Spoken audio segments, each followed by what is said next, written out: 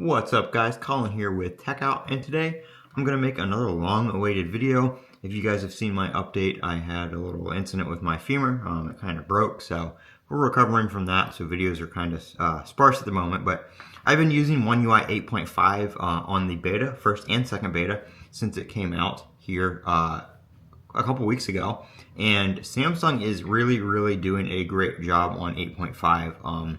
Huge update, a lot of UI changes, a lot of changes here to the well, not the control center, you know, the quick toggles, the quick panel, all that kind of stuff.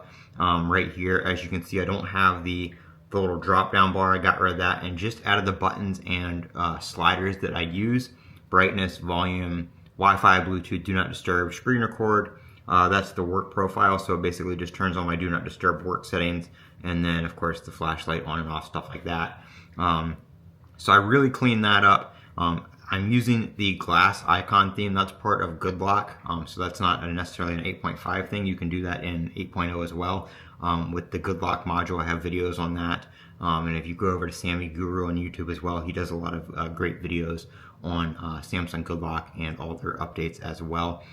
So check that out. But 8.5 has been a great update. I kind of just wanted to come on here and give you guys a little short, review of it and let you know how it's been. Battery life has been great. I really have not had any issues with my phone whatsoever, and I've really been enjoying it.